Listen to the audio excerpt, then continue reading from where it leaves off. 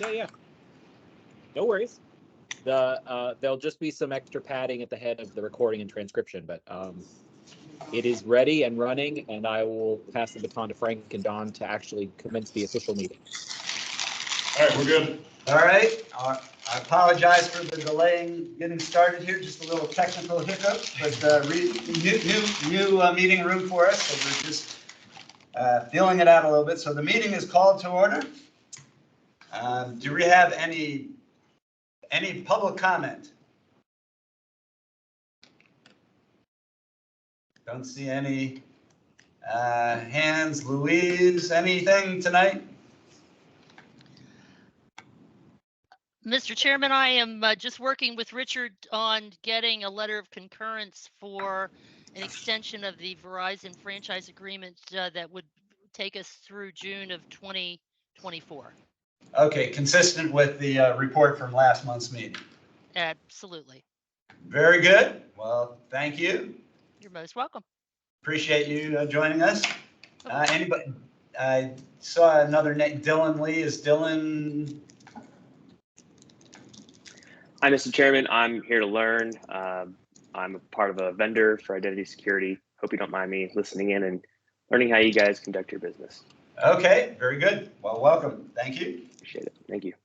Okay, that brings us to hopefully a brief chair's update here. And first, I wanted to introduce our board liaison. Libby Garvey is joining us here to help us inaugurate our new meeting room here. I'm excited. It's great. And Libby has the honor of being a two-timer as far as liaison to our commission.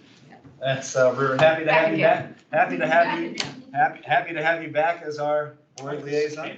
Okay. Like the cicadas. No, I wish. Right. I do it more frequently than every 17 years. All right. Well, Jim Smith, who has joined us around the table, I had reported that he was an applicant. He joined us in person 2 months ago, I believe, and virtually last month. And unbeknownst to any of us, Jim was actually officially a member at that point. So we won't.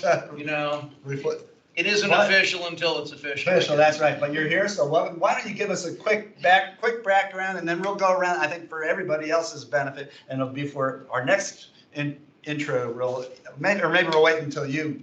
Well, why don't you go, and then we'll do Miranda, and then we'll each say how we got here. Okay. My name really is Jim Smith. It's not Witsec or anything. I've lived in Arlington since I moved out of my Georgetown College digs in 1976. So I've been in Arlington, at different places in Arlington, but in Arlington County for a long, long time, starting with Arlington Towers in Roslyn in 1976. But I live in the Dover Crystal area now of North Arlington off of Lorcom Lane and Nellie Custis. I'm a telecommunications attorney by trade. I've had about 4 lives, really. I was in a communications law firm, originally doing cable, then broadcast, and finally telecommunications work. I then went in-house and was president of a National Industry Association of Competitive Telecommunications Carriers. It was called CompTel at the time. It's still around. Now it's known as Encompass. After that, I was vice president of a telecom company called Excel Communications out of Dallas. And then lastly, went back into a law firm for about 15 years before retiring from the law firm in 2018. Can't believe it's 5 years ago. I'm still with a part-time with a consultancy called Big Bang Broadband, which is a broadband consultancy for broadband deployments in rural areas, chasing grants, things like that. But that's only about 1/4 or 1/3 time. As I say, almost lifelong Arlingtonian, and decided in retirement, volunteerism is a good thing, and I thought there was a nexus with a commission like an advisory commission like this. And I happen to know Frank Jazzo for about a long time, 40 years maybe, or something like that. And so learned about the advisory, about the ITAC through Frank, and decided to volunteer and put my name in the hat.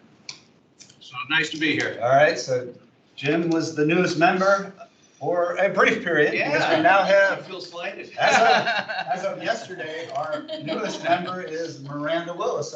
Miranda, if you could introduce yourself to us all here. Sure. Hello, everyone. I, like Joe, have been in multiple places in Arlington. I've lived in 4 different homes in Arlington County. I've been here for about 26 years, I think, maybe a little bit more than that. I live now in the Westover area, and I'm a product manager by trade. I've been doing product for many, many years. I started my career in product at AOL, which tells you how long ago that was. And I've worked at several of the local big wigs at Rosetta Stone and Washington Post, and most recently with MetLife, doing, which not local, but doing software development. And then what brings me here is very similar also to Jim, not retirement, hoping soon, but my children have grown and left the house, and so I have time on my hands, and really have always wanted to be more civically active, and found this committee, and it with my technology career, seems like something where I could contribute meaningfully, so that's fine. Okay, welcome to you both. Glad to have you. That gets us up to 11. So now, in order to have a quorum, we need 6 people. Just doing the math there. So why don't we all introduce ourselves quickly? I'm Frank Jezza. I am chair again, formerly vice chair, and then vice chair before. And I've been on for a long time, back when it was the cable commission. So we've sort of morphed over the years, and what we do has changed. But I am now in Arlington about 25 years, and live between Dorothyham Middle School and Stratford Park, the Dorothyham being the former HB Woodlawn program site, and before that, Stratford Junior High. And I'm a retired telecommunications attorney. I worked for the now Roslyn-based firm of Fletcher, Heald & Hilger. I was with the same firm for 35 years. And been retired for about 4 years now, so hard to believe. Anyhow, Michael, why don't you go next? We'll go around that one. I'm Michael Cornfield. I also live in the Westover. So Michael Swarm, we can debrief at the third. There you go. I recently retired as a professor of politics at GW. Always had an interest in politics, civics, and media technology. I went to grad school there, so we have more than several things in common. Make it 2 beers. That's right. Okay, Andrew. I am Andrea Wingo. Been here since I moved, since I retired from the Army in 2017. So I've been in the area for 6 years. I live in Falls Church. I am currently a systems security engineer for Lockheed Martin, an agency in McLean. I am currently a doctoral student also at Marymount University. In Arlington. All right. Well, Jason, you can go now. All right. So Michael Kuiper, I'll be speaking today. Michael, sorry. Jason's on. Jason's online. Sorry. I knew you were there. Michael. I'm sorry. I was thinking No worries. Jason's. Forgot. We're interchangeable. So Okay. I just actually retired from the Marine Corps after 24 years and have been doing a lot of stuff in Ukraine. Number 5. Semper Fi. I'll tell you a little bit more in a few minutes. So normally I am a retired Marine for 20 years. Did that and then got out, did various roles in cybersecurity and information technology. My last gig before here was NCIS for 6.5 years, law enforcement intelligence area, and been the director since August. Have a gig. Yeah. John Burke, Vice Chair. I think I have you all be lifelong member Right. Arlingtonian. Moved here from my mother's womb. I'm also a product person, so it's nice to have another product manager on the commission. And my day job is with the federal government. Hi everyone, Gary Thayer. Like Frank, I'm a retired telecom attorney. I spent most of my career at the Federal Communications Commission. Did a stint in between 10 years at the Patent and Trademark Office doing intellectual property. The last job was back again at the Federal Communications Commission in the Public Safety and Homeland Security Bureau, and our division specialized in communications reliability and cybersecurity. So this is, session tonight is right up your alley. There we go. All right, Jason, I don't know if you wanted to. We have Jackie also. Oh, okay. Jackie, you want to introduce yourself? Sure. Jackie Snelling.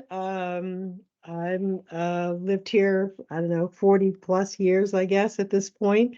I'm retired FEMA, where my work did include emergency communications, cybersecurity, and privacy standards. But I'm also active in Arlington's civic things and currently the chairman of the board of the Arlington Civic Federation.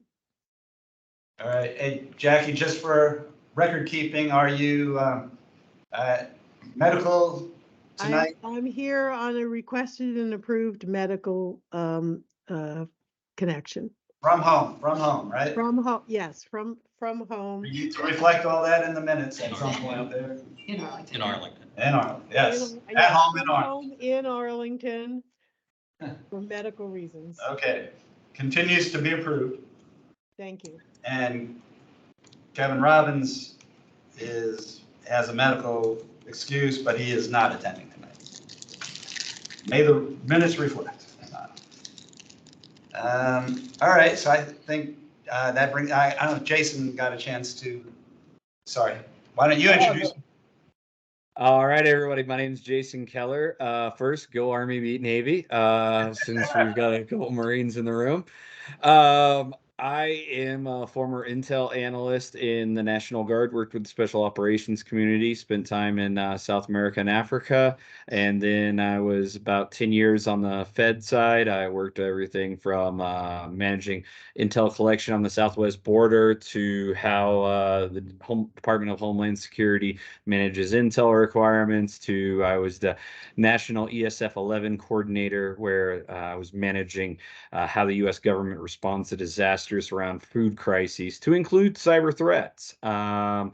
So now I work for Vistant. My full-time job is with the U.S. Agency for International Development, where I provide cybersecurity support services around the globe to USAID beneficiaries, ranging from journalists all the way up to national governments. And yeah, I'm just excited for this. I have lived in Arlington about 3 years total of my life, bouncing in and out. I think it's one of the best places in the United States, so I'm honored to be here speaking with all you fine public servants today. Well, we appreciate both you and Michael joining us. Michael, I will hand it over to you now. Great. Okay, so I put the link to the brief in the chat, so you can either follow along on the screen or you can open it up for further reference. I'm here today to talk about cybersecurity for Arlington specifically. I just got back from Ukraine. I also worked for Vistant and helping with the cyber development both here in the U.S. and abroad as well. We have a lot of experience and we're excited to tell you about it and see what we can do to help Arlington become an even better place. Side note, my wife does work at Myers Henderson Hall as a public affairs there, so. All right, so a little bit about Vistant. There we go. A little bit about Vistant, the company. So the company is a worldwide company that has a lot of different partners in several sectors. So I will talk about some of the ways, some of the lessons we've learned in other places, and then some of the ways that we can help. I'm going to start it out with a little case study. So in Moscow on Thursday, May 12, 2022, all of the Uber-like rideshare vehicles went to the same spot in Moscow. So what it did was cause a huge traffic jam in the Kremlin, and everybody was worried about this traffic jam. At the same time, Ukraine started their assault to clear Russians from the north. Cyber attacks have been used recently and to great effect. So some of these attacks include malware attacks, phishing attacks, and denial of service attacks. We also know that the frequency of the attacks against government agencies have increased from adversaries. That is because the great power conflict has also increased. Another example, in Holland, 3 different ports were attacked this last fall, which caused a great shortage of gas, similar to what happened in Florida here in the States. And it drove up the price of gas, and also they weren't able to get the fuel they needed to the front lines in Ukraine. It also affected logistics, transportation, and commerce in the whole of Europe. Here was the headline on February 3rd, 2022.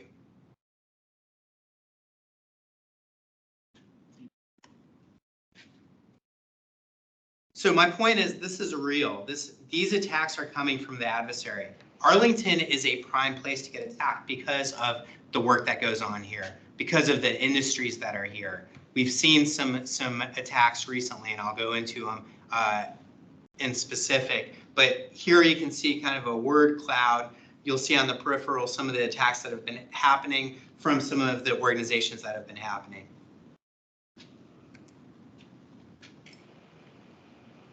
I'm going to talk about some of the different types of attacks, the impact of these attacks on Arlington, and what we can do to prevent these attacks or respond to these attacks.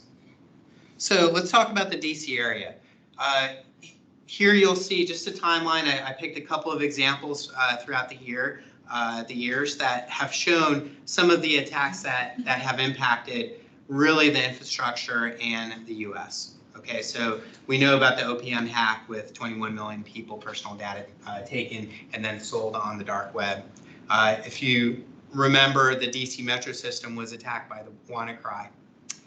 Marriott International Hotel chain was hacked also, resulting in the theft of almost 500 million people's personal data.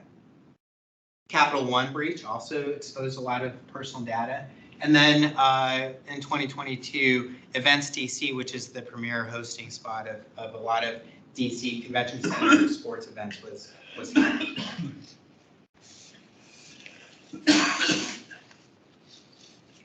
Critical infrastructure is at risk. So these are actual examples of attacks that have happened in Ukraine and other places, specifically power grid, water treatment plant, and transportation system. Types of attacks that have happened, and when I answer questions, I'm happy to go into some details of these attacks. There are other attacks that I did not put on here, like air traffic control. The police were attacked, the 911 system for emergency response. I want to talk about a specific attack. This is called the Black Energy attack, and this was done in Ukraine. What happened was they did a phishing campaign to some people that worked in the power plant. And it was one of those campaigns where you click on the link, it was a spear phishing, they open the link up. It installs a program on the computer that typically causes a disruption into the power grid management system, which is a computer run system in the power grid. This was combined with the kill disk attack, which is a tool that deletes a lot of the information. So it's not a very easy thing to get back up quickly because of the kill desk combined with the Black Energy attack. And so the power grid was seriously compromised.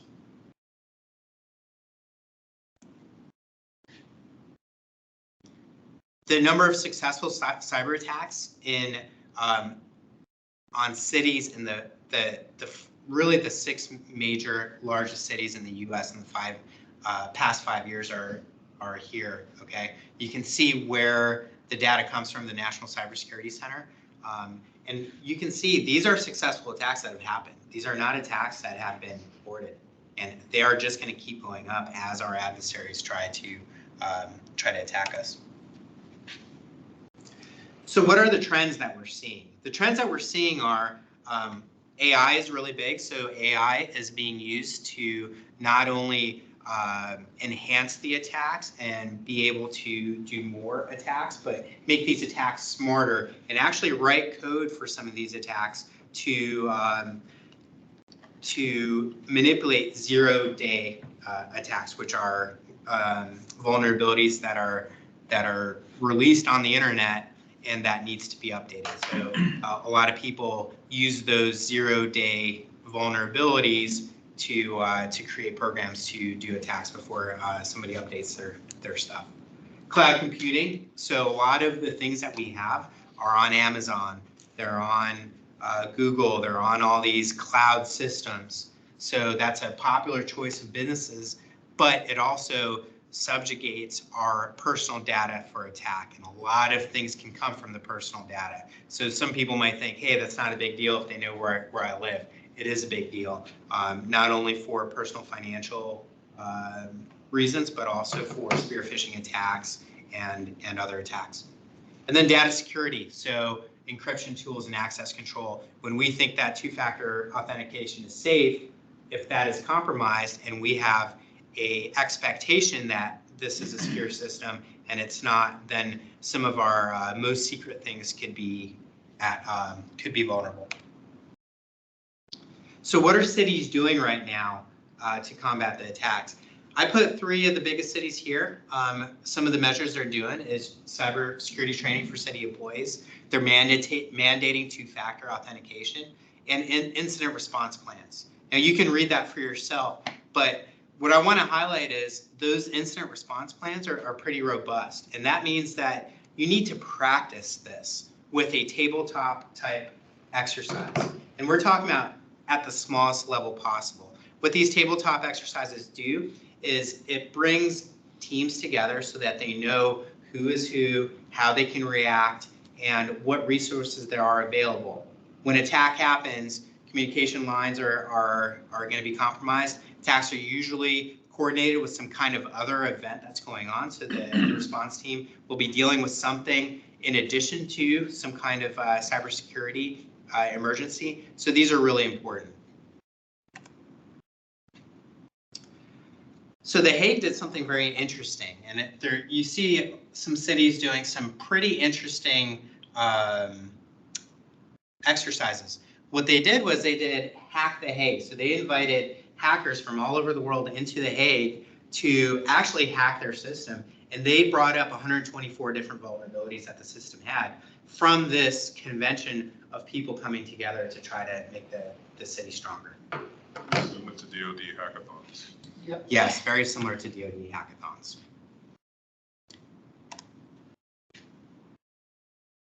Okay, so let's move more into Arlington and how does this affect Arlington? So I put some dates on here. I put some attacks. Some of the companies are local to the area or they affect this area. So you can see these attacks are not a certain time frame. They are spread out throughout since 2011, okay? And they're just going to increase.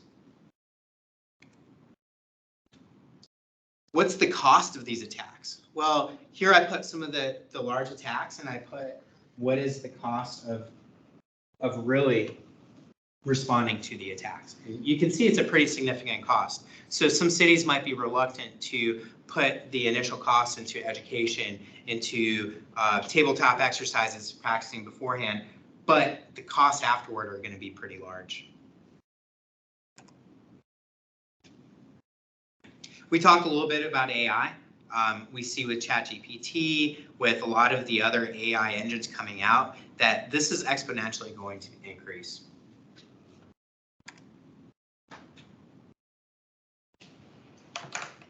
So smart cities are important. They're becoming increasingly reliant on cybersecurity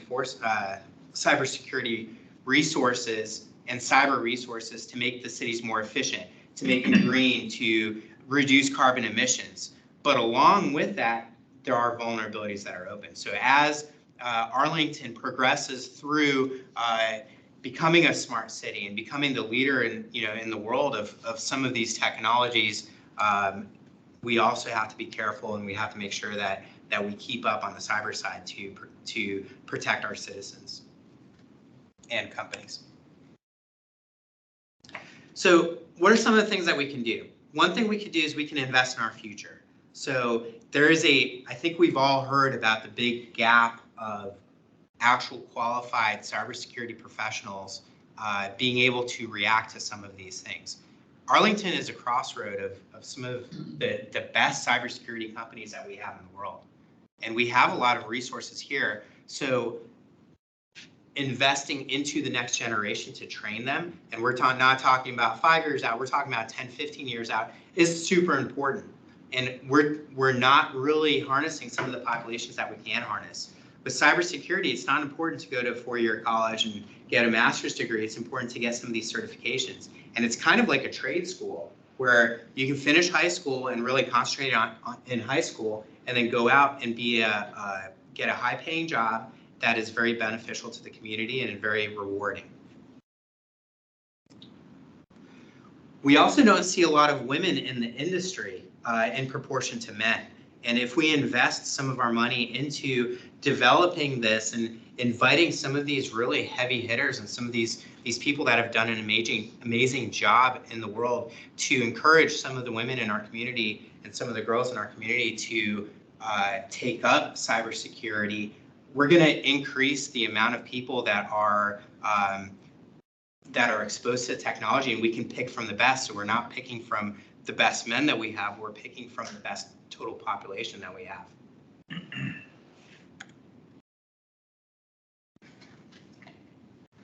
Ransomware is a really big thing, okay, and you can look at this later, but you can see the different industries that have been hit by ransomware. And these industries are government industries, they're retail, they are infrastructure. It's really the whole gambit.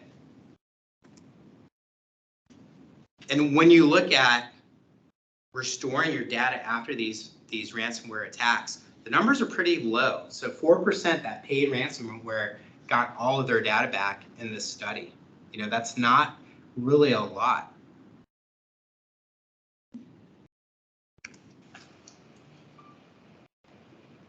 So what can we do? We need to identify vulnerabilities, implement security protocols, and then we need to train people. Those are the most important things that we can do as a city to make the city more resilient.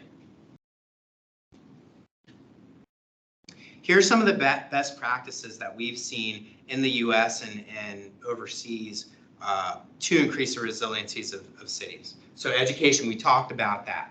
Cyber insurance is really important. Some businesses don't know about it. So if you have cyber insurance, just like any other insurance, you get hacked, then the cost, which could be very large for a business, could be spread out for a number of businesses. Response teams are very important. We have a few members here that have been part of response teams, and they understand the importance of having people that are ready to quickly react, have the practice beforehand, the training beforehand, and also have the resources to do what they need to do. Because if there's a response team without the actual resources that are tried and tested and work together, then it's not as effective.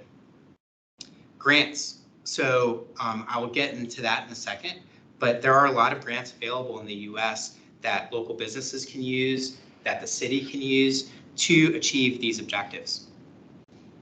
Assess and analyze.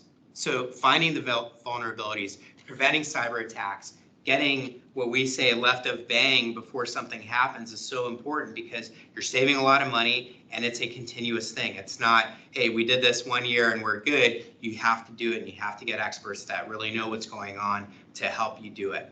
And you have to get somebody from outside your agency to come in and help you, just like an auditor. Competitions, we talked about that. Competitions are great. The NSA every year puts on a competition for all the service academies called the CDX, which is a hackathon. That would be a great thing to do here in Arlington with some of the city schools and some of the local population. And then collaborating with technology corporations and professionals to take advantage of local expertise. Like I said, Viston has many, many partners in Arlington that are leaders in cyber and really capitalizing on some of these incredible technologies like AI to do some amazing things and helping them and having some kind of place where they can come together and incubate is very helpful. Okay, we talked about grants here. So this is from grants.gov, which is the grants website. So you have sam.gov and grants.gov. And these are grants that are available as of yesterday for governments and corporations to really increase cybersecurity. And right now is the perfect time to do it, because as we know, September is at the end of the year. So they're trying to use a lot of these funds this year so they get funds next year. So now is the time. Okay, another great tool is USA Learning. So usalearning.gov is a financial vehicle that is already in place, that the government has put in place so that you can use your funds for training. They're an Apex type program that has a lot of different companies together that can do many things, and they have been doing many things in the country. So this is a great partner that Vistant has. The website is there, but you can see it's got more than 10 million government users, more than 17 years in business, and hundreds of agency customers.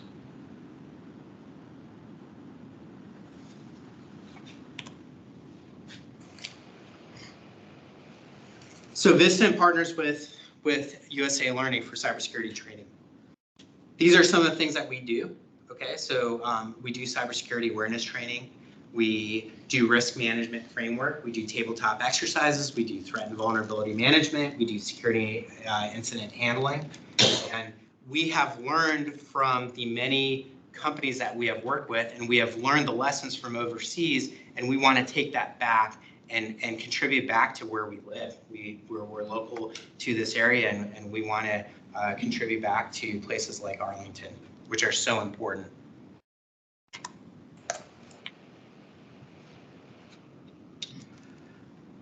All right.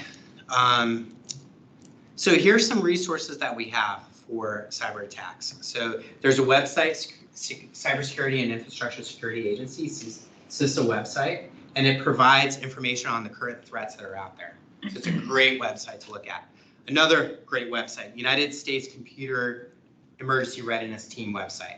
So it has alerts, advisories, incident reporting and response of what's going on real time right now. Cybersecurity Ventures website, so that's news, analysis. It's got recent topics in cyber, and you can see what's around the horizon.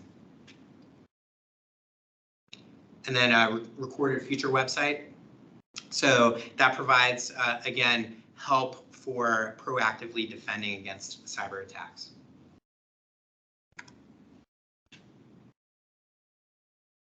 As we said before, Arlington is a crossroad. So it's a hub. It is so important for DC. It's a target for our adversaries. It is a place with a lot of educated tech firms.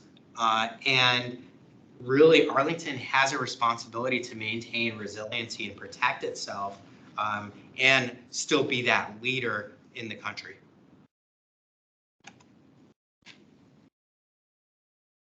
So some things to consider.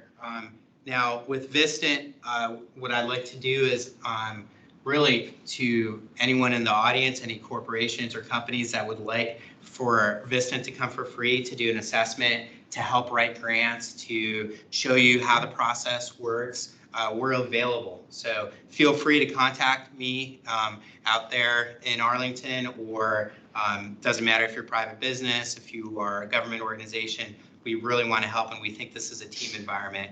That's how we're going to defeat the adversary, by teaming up and really tackling this problem together.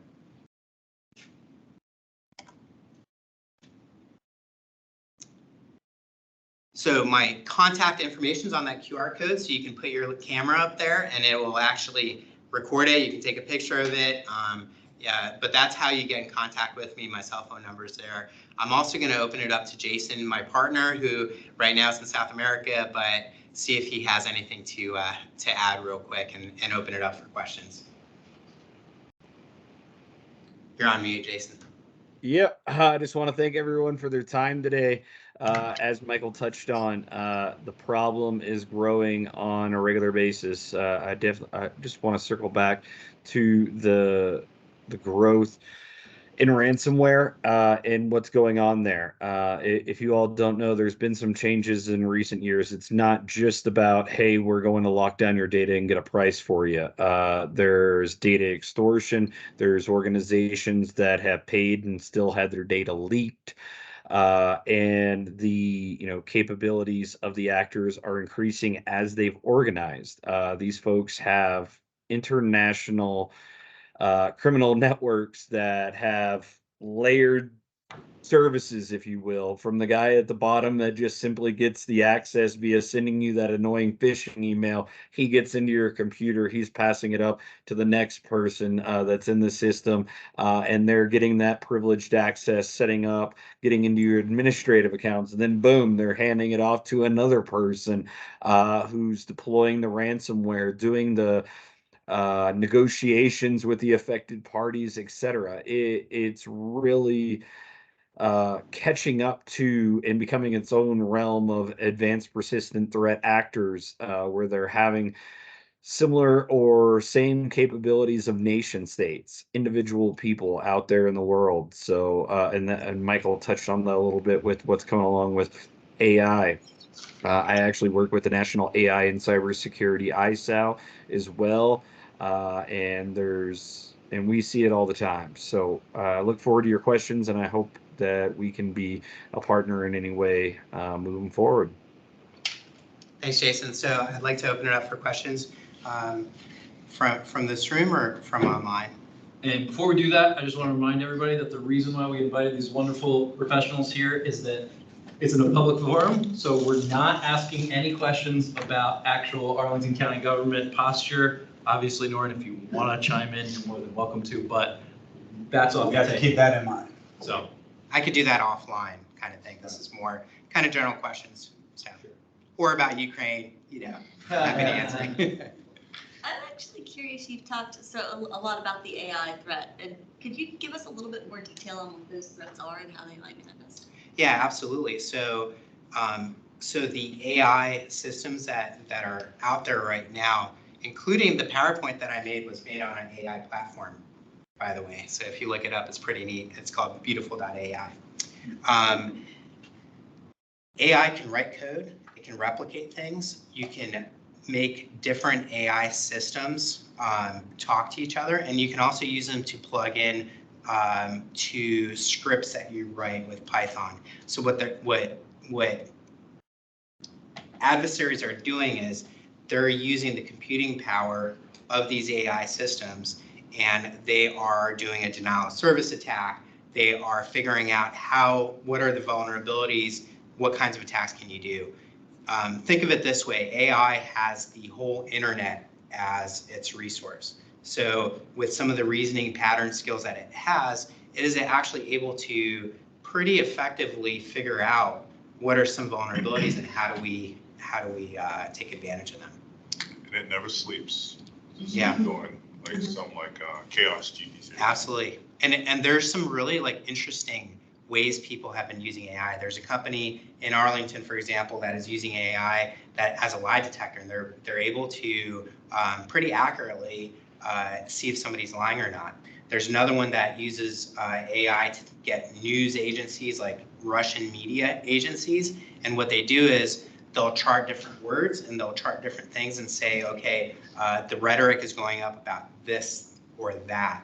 And they've actually aligned it with some of the attacks that have happened in Ukraine and other places. And you can see some of the rhetoric going up in some areas, so you can actually pinpoint and figure out when an attack or when something is going to happen with it. And then you can see it with some of the things that are not attacks, like there's news about the stock market, lawyers, and the like. So if you've played around with it, you can see kind of the strength and the capability that you can use with the AI attacks, and we only expect it to really get worse. Did that answer your question? Well, on the flip side, though, AI can be used to fight the attacks Yes, as well. So absolutely. And a lot of companies are doing that right now. I'm sure they are. So detection and, especially companies like FireEye, and so. I think my question to that is, when we talk about protection, is it individual organizations, or is it Arlington Collective coming together to try to tackle AI? That's a great question. So the question was, are we talking about individual organizations trying to protect against this AI threat, or are we talking about everybody coming together? Right. We're going to be stronger if we come together and we share what the attacks are. Now it's sensitive because, like the recent security breach, if you're sharing all of your intel, there's a threat of it getting leaked out. But we're going to be stronger together if we share it. So really, if Arlington has some kind of system where it's a reporting system or some kind of combination of companies that trust each other, that say, hey, today we got some phishing attacks and it's within our kind of closed network, that's going to make it a lot stronger and more resilient. But you're probably going to see the trust relationships with like industries, like financial sector has a trust that they'll share information, but not necessarily with like another industry. All right, I think Jackie's got a question. Absolutely. Okay, Jackie? Yes, my information is out of date, but I used to participate in something called InfraGuard, and they had a sponsored by the FBI and a partnership of trusted folks who did report to each other about cyber attacks. And there was a very active group in the DC area, but not one in Arlington. And so I wonder if that is something that might be a vehicle, since it's through a trusted partnership, for bringing Arlington groups together for improving mutual notification. I think that's a great idea. Yeah, I like that. Yeah, that's a great idea. I would say that also I suspect that Arlington is probably related to the multi-state ISAC in some regard, Information Sharing and Analysis Center, that focuses on threats to local and state governments, tribal and territorial governments, etc. I believe that's hosted out of the Center for Internet Security. Yes. That's a great toolkit as well. But yeah, I believe DC InfraGuard has the largest participation of any InfraGuard team in the nation. It does, and I used to meet with them, and I was always surprised that we didn't have our own nexus here in Arlington, because you would think just with the Arlington business population, first of all, there are some differences about Arlington from the rest of the DC area in terms of, well, there are lots of differences, but that there would be a real advantage to a few businesses getting together and forming an Arlington InfraGuard. Absolutely. And, really, it's an education piece. A lot of companies that might move to Arlington, they don't know what resources there are. They don't know how they can get help. So even a workshop with local businesses to say, hey, we want to talk about cybersecurity and make it stronger, and maybe set up a system like this would be very helpful. And that's something, if you want us to help with, we can, but it just needs to be done. It doesn't matter who does it. I think along the lines of cybersecurity awareness, I mean, that's probably an easier road to go. There's always going to be some, challenges as far as agreements on what you can share, what you can't share. But it is doable. It is doable. It is doable. And like we said, Arlington is a very unique place. It's not DC, but it's got a crossroad of commercial industry. It's kind of a leader in a lot of different sectors. And then it does overlap in a lot of the DoD, State Department, and agency facets as well. So it is unique, and it would be helpful for companies here to have some kind of support network. Absolutely. That might just, Yes. no, that might be a nexus for AED. Yeah. For Arlington Economic Development, actually. Yeah. Well, we're talking with them in a couple weeks. Well, so- and that Yes. I'm just checking Good out, timing. just checking. Actually and it seems that APS can do a big job with, I know Yeah. that's not us, but. No, but I had a question, if So go ahead, yes, you're. So it's a little tangential. I've been working in workforce development for like decades. I've done 3 major ones, and the same block keeps coming up often, which is the lack of the commercial sector actually participating. And most recently finding, internships Europe uses them incredibly. It's a great way. And there's a company here actually that trains and then uses interns. They cannot get businesses to actually bring it on, try to pay the interns and sort of participate and help out. It's sort of like schools do it, you do it, government, that you just give us the people, and they complain if they don't get the people. But they don't seem to play with us or work with us. I don't know, Nora, I don't know if you're seeing something. I just keep seeing this over and over again, and I'm getting a little frustrated. Well, there's something in the DoD called the Skill Bridge program, if you're familiar with that. And the Skill Bridge program is kind of like an internship for military people getting out the last 6 months that they're getting out. A big challenge, and I think it overlaps with what you're talking about, is it does take a lot of resources to train, to supervise, to get somebody up to speed. So if you're asking companies to do that, and they're not really short-term getting a return on investment, then it's really difficult for them to do. So there's even a company which I'm actually trying to promote tomorrow. I'm going to be out with a region, and they're doing pilot for us. We did it with ARPA funds, I think.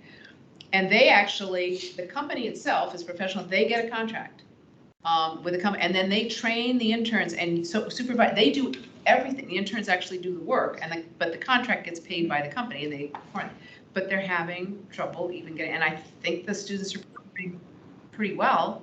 And the stories they come up with are incredible. The talent they're getting from people who've got this incredible talent, but just haven't had a chance in life to use it. It's just it's an incredible resource. And it's just frustrating me. And that part of the reason I'm going to have them talking with other jurisdictions is to see if we do more. But it helps people, it helps the community, and it spreads it out because it's a very diverse group that isn't usually, and then they will bring insights that you're not going to get from your usual. Usual tech. Is there that Yeah, I think ADC is working on the apprenticeship program. Yeah, there are grants for it. So a couple of those grants that I had up there aren't on there, but if you can monetize it too for businesses, it's going to be more appealing. So for example, there's a company called Smooth Stack that's in the area, and they have agreements already. This is a for-profit company. They have agreements with Microsoft and a lot of these people that are saying we need people, but we don't want to train them.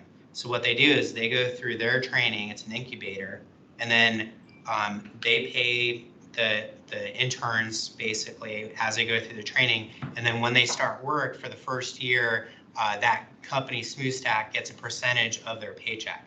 And then after that year, they're not employees anymore of SmoothStack, and then they're employees of Microsoft, they get their full paycheck and whatnot. So that is one model that I've seen be very effective both overseas and here. And I'm happy to give you the contact info. Yeah, no, and they may know about it, and I may give your contact. I mean, Yeah. they may know about it. Yeah, it's called Smooth Stack. So Yeah. But there's other companies that are very similar in that. Okay, well, that's good to know. I just keep finding this just really, really hard. And Washington State actually has a very effective program. They use some grant funds to do workforce development. So it might also be worth talking to them on what has worked for them. And obviously it's a different part of the country, it's a different culture, but I can also link you up with that organization as well. Cool, yeah, it wouldn't be me, I'm thinking of other people, but yeah, might be in touch. Thank you. I think given the difficulty filling positions, that this would be a ready opportunity. It seems like it, and I've just been blown away by what they do with and I've known somebody else who did something in the district similar, and it would change lives, but they couldn't make it financially viable. Yeah, and that's the thing. We have so many great, potentially great people for the future, but you're investing into the future. So yeah, sometimes it's hard for businesses to do that. Yeah, private company just wants to take them when they can hit the ground running. Right. Yeah. No, it's an American problem. Some places invest in their people. Right. Right. Es la pregunta, mi amor.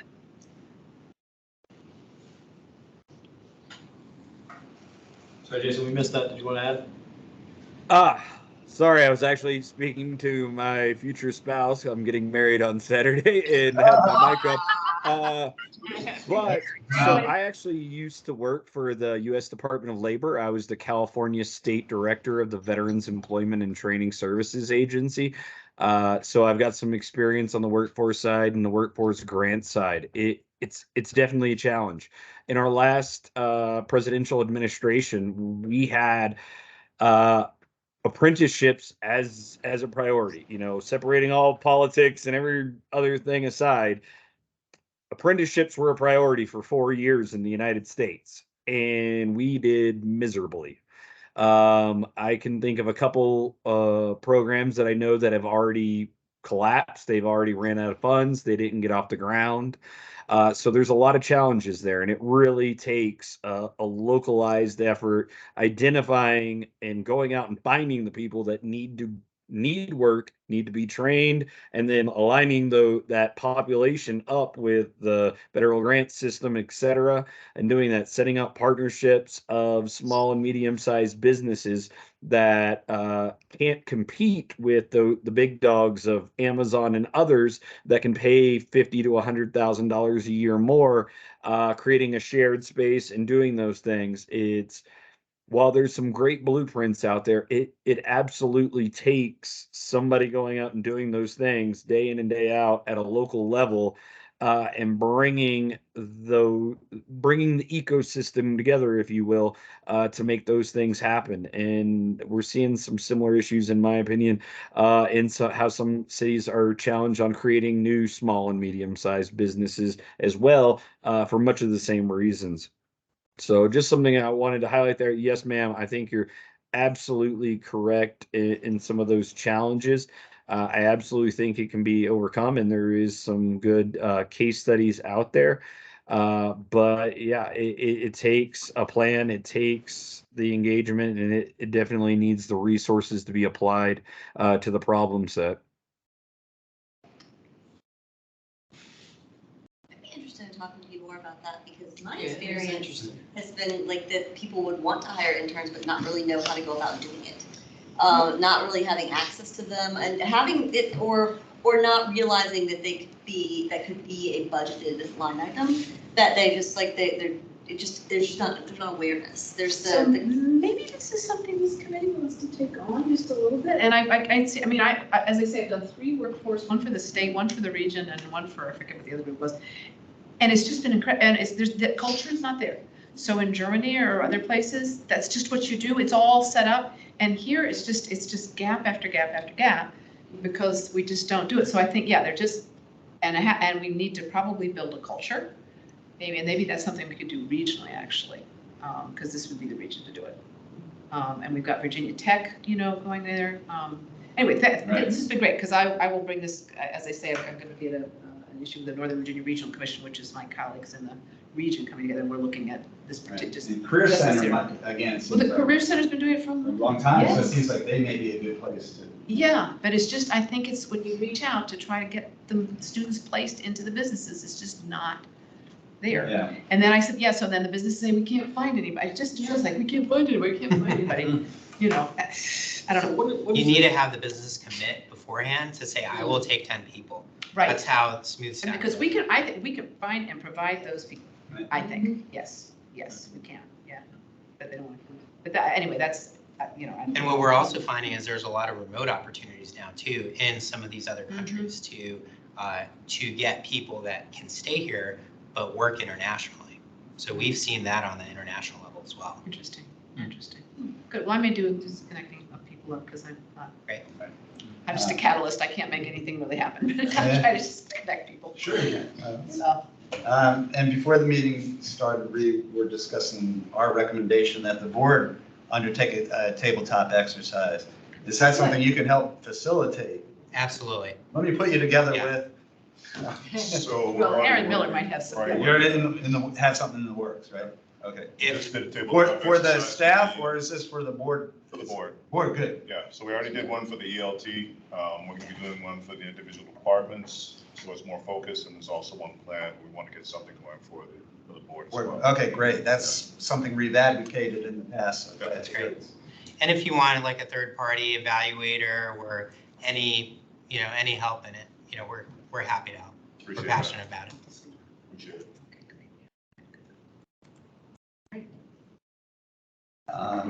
Any other questions for Jason or Michael? Have a wonderful wedding. Yeah, yes, yeah, good luck, congratulations. All right, thank you so much. Thank you. Appreciate it. Thank you very much. Thank you, Libby. Yeah, Thank thank you you for very coming. much. Yeah, All right, appreciate it. no- I'm gonna flip you on Thank you. out, but great to see everybody. This was Yes, fun. good to This see is you. good. Yes. Yeah, so let's work on the. Okay, yes, we'll maybe talk, it's a good- every action maybe need to maybe do. that's a good plan, Another yeah. of our Yeah, there's so much work. things too. Okay, all right, thanks, Libby. Take care, Louis. All right, I guess.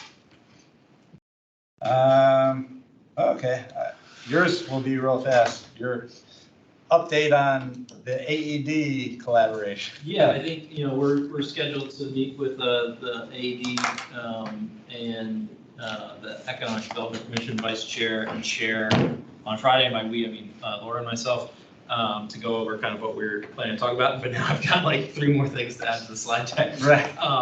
Generally kind of running them through our kind of nascent idea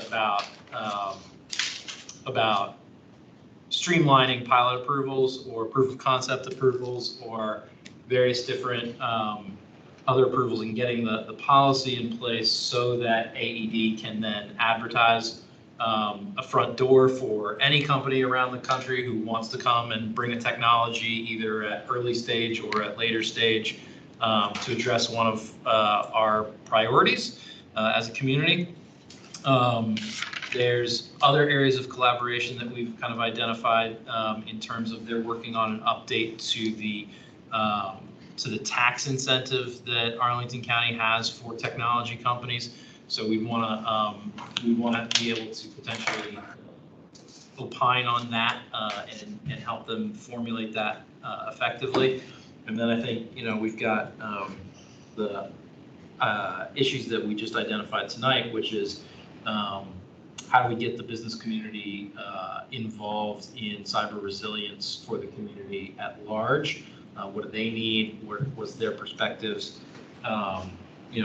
Economic incentives for internship apprenticeships or removing barriers to that. So those are some areas, but also just opening the door to them to let them know and see whether there are areas of collaboration that they see. I think they're very interested in kind of the municipal broadband question and what's going on in national landing from a smart cities perspective. And their main issue is really how do we fill the office vacancies, right? I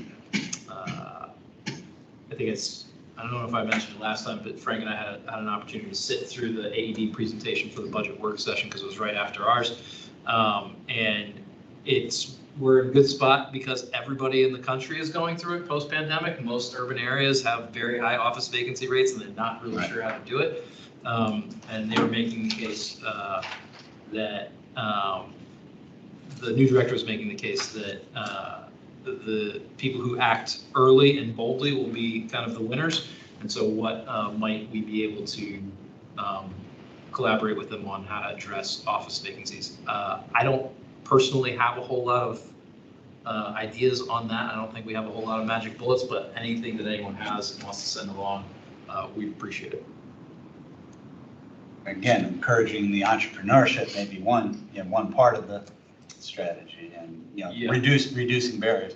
I think there was one item which was related to the NDA that went across the board's desk a couple months ago. I forget exactly when, around exploring edge computing locations in national landing. And I think if you don't have people in the offices, could they be, and retrofitting them for residential is not economically feasible because of the plumbing, literally. Right.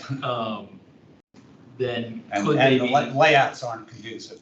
could they potentially, are there buildings that are potentially retrofittable for edge computing locations so that you can have server farms, basically. Yeah, well, the network latency for some of these smart city applications needs to be very low, so you have to have the compute really close to the user. And so putting some edge computing in dense urban areas, probably not a lot and probably not a whole lot of space, but for some applications, it's probably viable. And what policy changes might be needed to address that.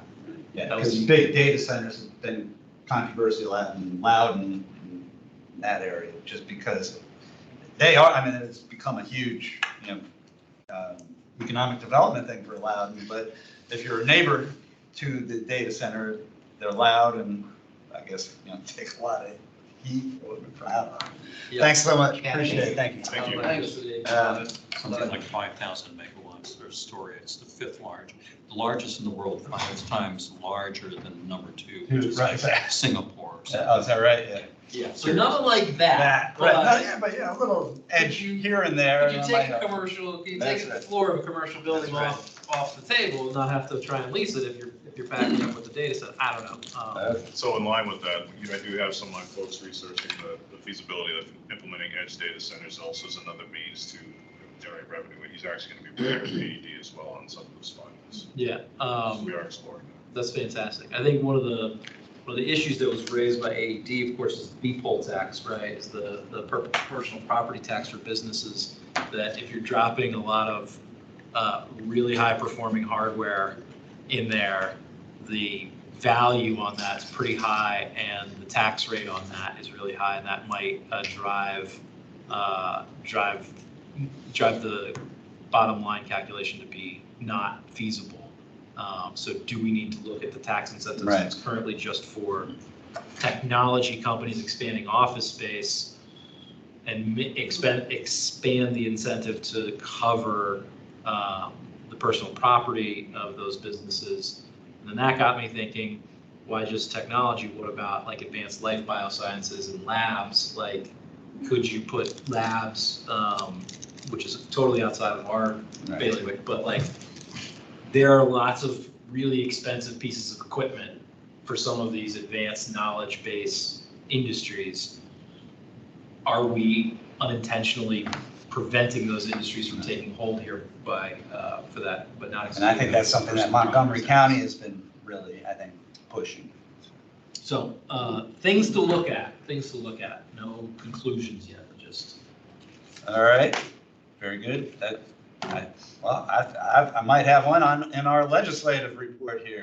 The Biden administration is beginning to plan for 6G wireless communications. So maybe 6G. 6G. Really? May have been sick of hearing about 5G, but actually last week the White House met with experts from business, government, academia, and begin developing goals and strategies for 6G. So, related to municipal broadband, Congresswoman Anna Eshoo from California, Senator Cory Booker from New Jersey have introduced the Community Broadband Act to improve broadband access by removing roadblocks prohibiting local communities from deploying their own broadband networks. The bill would preempt state laws that restrict or prohibit local communities from building their own broadband networks. Obviously, it's a long way between a bill being introduced and it passing into law, but maybe there is something there. So anyhow, we'll continue to follow that one. On Friday, April 21st, on the 6G theme, FCC Chairwoman Jessica Rosenworcel gave remarks on 6G to the National Science Foundation, a former Arlington, I think in Alexandria, that I think we lost NSF to Alexandria, right next to our friends next door. And she is tasking the FCC's Technical Advisory Council with planning for 6G.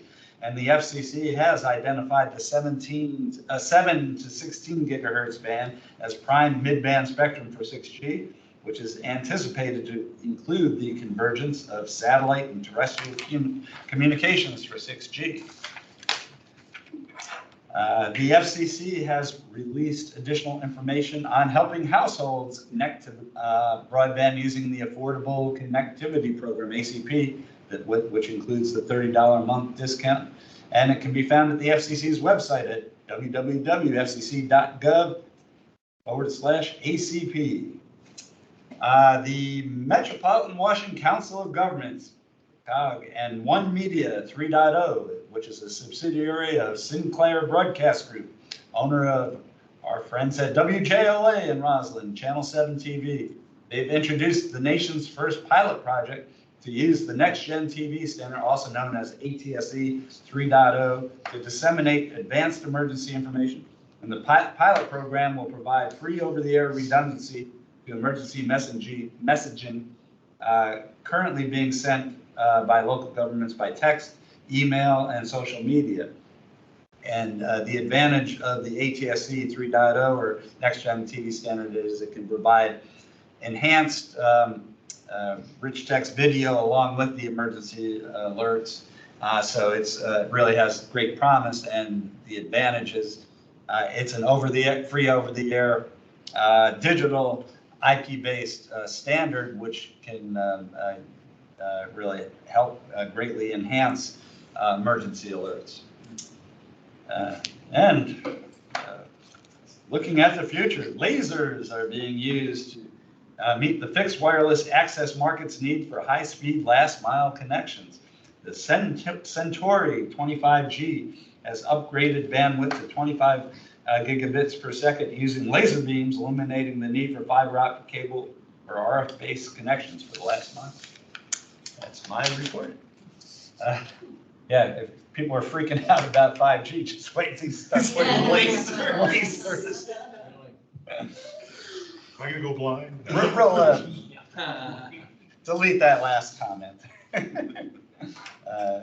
All right, let's see. That brings us DTS update. Nora, Richard, do you have anything? So just a couple updates.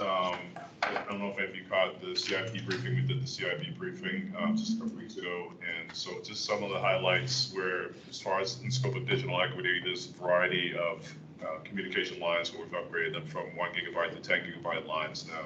So that's an ongoing project, having those upgrades going forward. We've also awarded a contract for UCAS, CCAS communications, which is basically multi-channel, omni-channel type communications where everything's cloud-based for our call centers and for the local lines that we have within the facilities with the Arlington County government. All right. That's all the updates I have. Good, thank you. Sure. At our May meeting, what was it, May 24th, I think? May 24th, I think is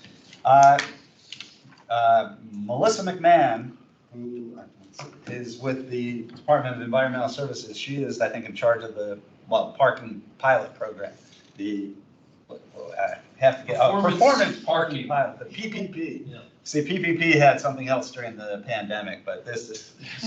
Well, you're also thinking about the public-private partnership. Yeah, I guess there are a lot of 3 Ps. Yeah, but this is. Anyhow, Melissa is going to join us to give us a briefing on the performance parking pilot, the PPP. And I'll get her full title by then. But in the meantime, if we have any questions for her, we'd like to provide them in writing. So if you can provide them to John and I by May 15th, we can then provide them to Melissa so she has time to prepare her presentation to incorporate our questions. So if you've got any questions on and it is actually these sensors, I think I had reported on it previously. Basically, it's going to use sensors to help, I guess, maximize the parking spaces throughout the community. So there's been some media reporting and there's project information on the county website if you want to go look at it. Yeah, and the sensors are already being installed. Performance parking pilot. They're putting sensors in the ground to detect when spaces are filled or not filled so that they can adjust parking rates to more accurately utilize or more effectively utilize our parking resources. Hopefully Ticketmaster isn't going to be running for us. No, expressly, I saw expressly stated that the goal is not to increase parking revenue. That's right. Yeah, it's not not demand. Better utilization of existing parking. It's not dynamic pricing. Well, I'm not sure it's not that, because I think DC is actually doing that. It looked like the goal is not to change the pricing frequently. Like there would be some level of expectation of a stable pricing for a period of time that would make sense for like normal people. Not like you're going around, oh, where's the lowest price spot today kind of thing. But I have only cursorily reviewed the info. So and hopefully it's not the same folks who are doing the pricing on the toll lanes on 66 or 395 or 495. So anyway, real TBD. That's why we live in Arlington. That's what we don't worry about it. Right. All right. That brings us to so anyhow, May 15th for any questions on the PPP, Performance Parking Pilot. Got some housekeeping to take care of under good of the order. First, actually, March minutes been circulated. Thank you, Mr. Dr. Cornfield, sorry. That's Cornfield. So they've been circulated, and it's using the, I guess, the transcripts that were provided, right? So it's Correct. very, yes, it's very literal in its, I think, no, I mean, it basically incorporates the conversations we had, so. Well, I digest. Generally, yes, believe you it or did, not. but yes, yeah. And then I digested your digest, so. Okay, good. So, Yeah. so, As digested, it was actually very helpful. okay. So I guess, if we have any revisions to it, or are we ready to? I haven't had a chance to look at it. Okay, all right, But I'll go with the group if folks are good. all right. Any motions to approve the minutes? I guess we approve them or adopt them. I'll move that. Okay, I'll second it. Okay, all in favor? Aye. Aye. And abstention? Abstention. Okay. All right, And Jackie, did you vote to approve the minutes or? She's muted. Oh, yeah, she's muted. Okay. And do we have, okay, and April, sorry, should I ask? Yes, that was a yes. not Yes, a- okay, good. All right, they carry. April minutes, do we have a volunteer for April minutes using that same transcription technology there? And someday we need to get the Chat GPT working on that. Absolutely not. So many things wrong with Chat. Right. It's getting better. Is it? Yeah. Define better. Basic chat. This is the heavy irony. Heavy irony in the topic. All right. Heavy irony. All right. I'm just glad I don't have to What's grade chat So maybe we could do a GPT. brief on chat GPT, there's so much with it. Oh, yeah, yeah, I think that will be a subject of a future meeting for it. Yeah, no, I think we've got to address it at some point. Are we ready to? I want volunteers for Volunteers for April. April, any volunteers?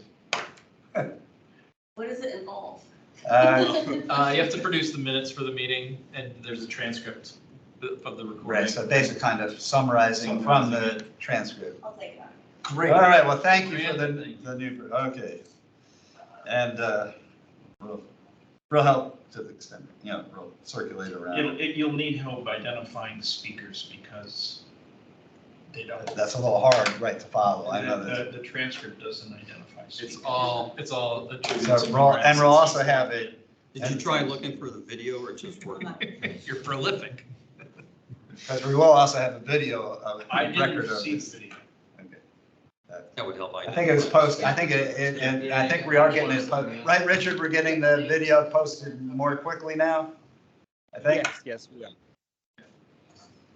Great. All right, that brings us to future meetings. July versus August, I think, what did we say? We're gonna So we propose, typically take one meeting off in the summer Right. of the year. And we have 3 virtual meetings to use. We use one of the virtual meetings for November because it's right around Thanksgiving, one of them for December because it's right around Christmas and New Year's. We're proposing that we either take July or August off for our summer meeting and have the other one be virtual to help manage around people's People travel and travel vacation and- schedules. and I think your proposal was, August off because August off. the entire town shuts down in August. Right.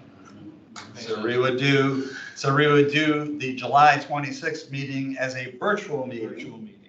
And so, Allow you okay, so I You guess guys we have. are in education, obviously.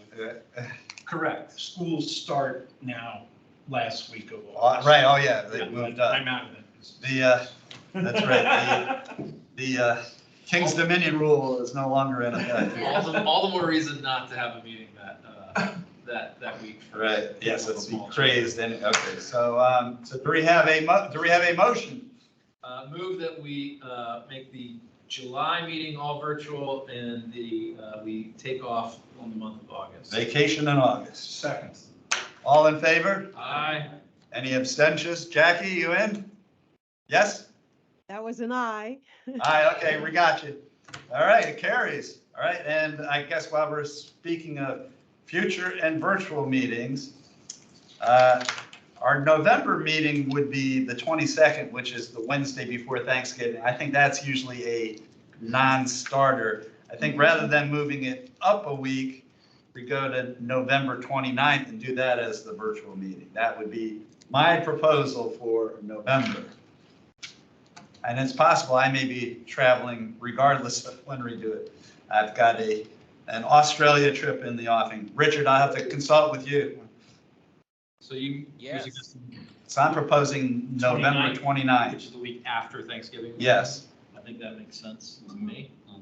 And so that would be another of our virtual meetings. So do it as a package deal.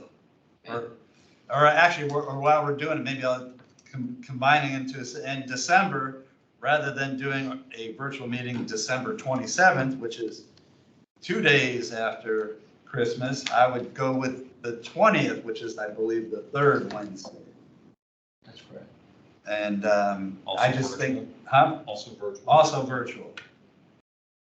So my proposal is November 29th virtual, December 20th virtual. Do I have a second? Second. All in favor? Aye. Aye. It carries. Jackie? Aye. Aye, okay. With that, I will enter any other business in the good of the order. Yes, I have one item for you all. Okay, Angela is working on getting you a more permanent, larger room. But there is some availability challenges as the construction is now wrapped up, but now we're getting the scheduling working. So please keep an eye on the calendar invitation, as the room in the invitation may not match the room that Angela has booked, and she will highlight that at the top like she did this month. So just keep an eye on that in case we have to move to a different location. But we're doing our best to get into a permanent, larger space. okay, good. This was definitely bigger than the Azalea room, and I was, I think, misinformed where maybe I was thinking that we were back in the room right across from the boardroom, and that's 311. So this is 318, so it's down close to the voting, so which is good. All right, but yeah, I think we've got at least one more here unless she gets something opened up before May. Otherwise, May, we're back here. One last thing for good of the order. We had, a couple years back, had a book club for one of our meetings, where it was facilitated by Arlington County Library, and our board liaison, Libby Garvey, actually interviewed the author. And I thought that would be a good standing feature to bring back, if we can make it happen. So what we need are, one, if people think that's a good idea, and two, suggestions for books. Right. And I think the criteria would be books that are topical, that speak to something that we've listed as one of our kind of priorities. And I think most importantly, written by an author that we could possibly hope to get to show up at Arlington County Library to discuss it with us. Yeah, we used the meeting room at Central Library, Yeah. which was good. So this would not be during a meeting? It would be, Or maybe in, no, it would be a meeting. yeah, It would be potentially one of- in lieu of In lieu of a regular normal meeting, we would do kind of a book club meeting where we'd have an author come speak about a Yeah, particular it was a topic. good Is it session. Like that. local author? I mean, Potentially, but potentially, I think I think if you look at the author's profile, you can probably get a sense of whether or not we have a shot, and then we would work it So- ideally through Arlington County Libraries. They have a series of Meet the Author events, so we haven't approached them yet, but wanted to take the temperature of the. so give it some thought, and if you got any suggestions, let John and I know on that. All right, anything else under good? It would require us to read the book. Yes. Before the session, Right. and come with like good questions. Maybe. Right, and do we get to break open a bottle of wine and, yeah? I mean, as from library. Or whatever, we're allowed to do that there. No. Right, book club time, sure. I've never been in a book club. I know, me neither, I know. Yeah. Sounds good. All right, I will entertain a motion to adjourn. So moved.